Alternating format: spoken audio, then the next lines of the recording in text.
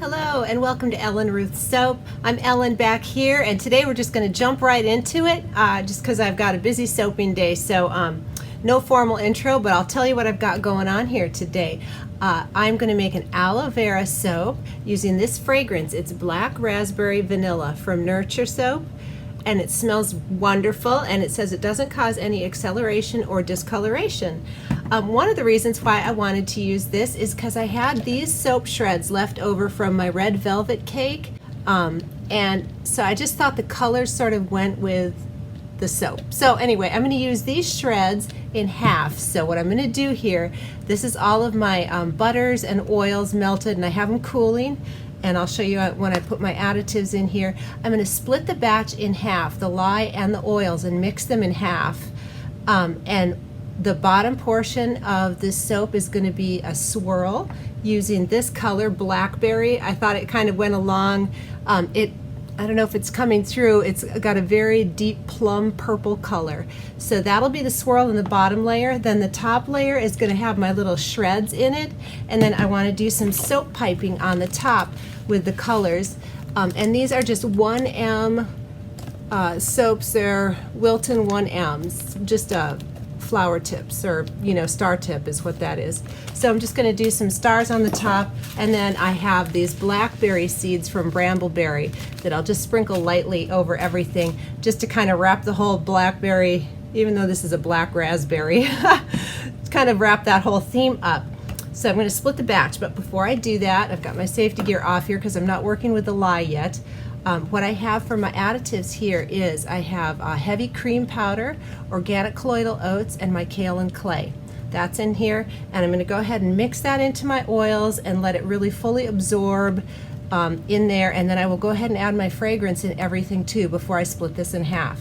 So let's go ahead and get our dry ingredients in here.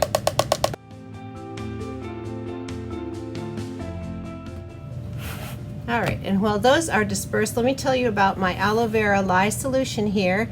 What I did was I poured the aloe vera juice, and I put a tablespoon of cane sugar and dissolved that before I added my lye, and then I also put sodium lactate in there. So that's what's going on there. So I'm going to get my fragrance in here, and we'll get our lye and our oil split in half, and we'll come back and start rolling. All right, we're back, and I've got my oils with the fragrance added, all split off, and here's my aloe vera lye solution. This is a very full cup. I probably should have used bigger containers, but there we go. And I'm just gonna stick blend and stir this gently to get it emulsed, get to emulsion.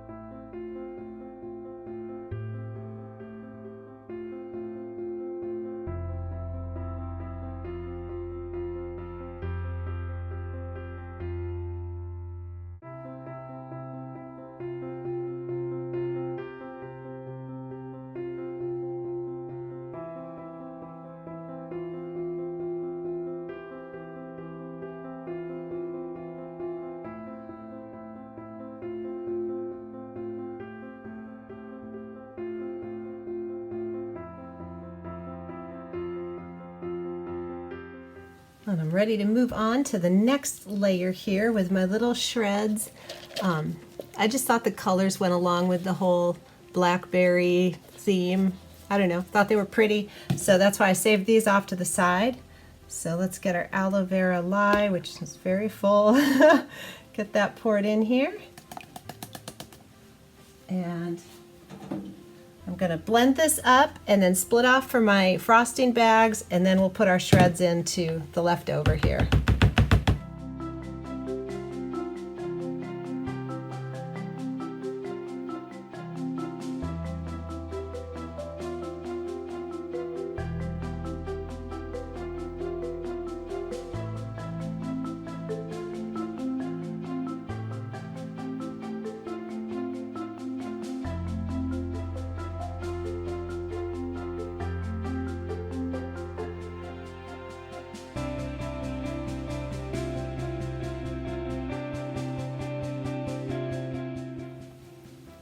And I just want to make sure that they're going to stay suspended and not all just float to the bottom.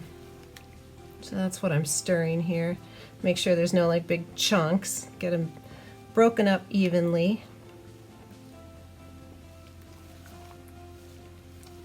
And yep, they're holding. So let's get this over. I'm going to try not to break through. I think this bottom layer is firm enough. My goal is to have this sit on top, so let's give it a try here.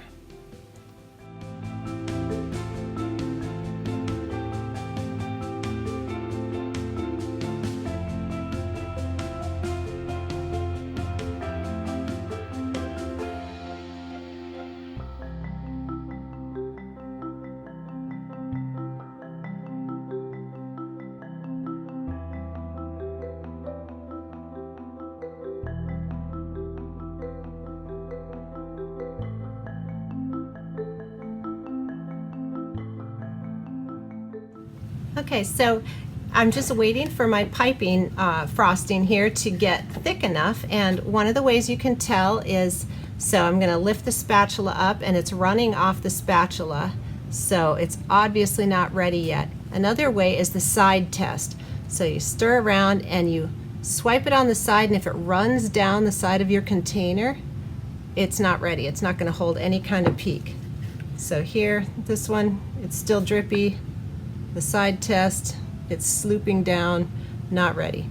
So I just keep checking it every 5 or 10 minutes and giving it a little stir, and we'll just get ready whenever it sets up. Sometimes it takes 10 minutes, sometimes it takes up to an hour, so just got to keep checking.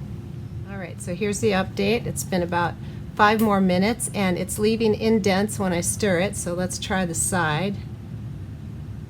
Oh, it's still going down. It's holding a little, but it's dripping down.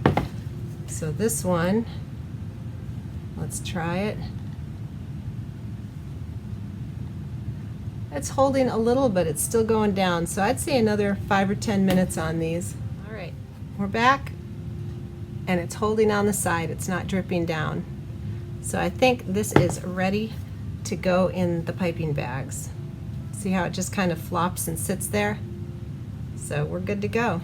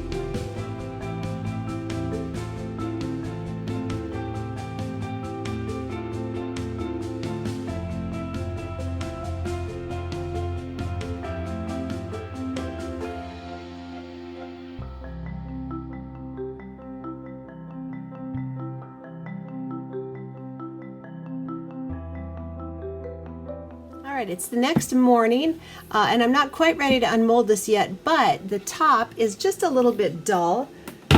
So I'm going to steam it. I have my steamer warming up here, and I'll show you how I get the top. So let's take a look here. It looks great. I'm so happy, and it smells wonderful, but it just doesn't have any sheen to it. And I did have the little blackberry seeds on there, and I don't want those to rinse off. So in comes my handy dandy clothes steamer, and it just comes up to a boil really fast in here, and I'll show you how I do it. There we go. So I tip my soap up, and if you can see the steam coming off, you just hold it about 1 inch or 2 away and just run it across very slowly. And it's literally making the soap wet, but it will retain that shiny, just the shiny sheen. Well, anyway. So what I do is now I'm going to wait, anywhere from 20 minutes to an hour for this to be dry to the touch, and it will keep that nice glossy look, and then we can get on to putting it in our loaf splitter and cutting. There we go. And so you can see it's all shined up now. And we'll come back in an hour and I'll show you that it's still going to be shiny. All right, it's been about an hour. It's dry to the touch. We can get ready cutting this. But I wanted to just show you, this was a little leftover piping that I put in a mold that has not been steamed. And you can just see how kind of dull it is. And then this, even though it's dry, still has a sheen to it. I just think it adds a little something pretty. Just another way to make your soap bars extra pretty. So let's get this out of the mold. I'm anxious to see how that inside came out.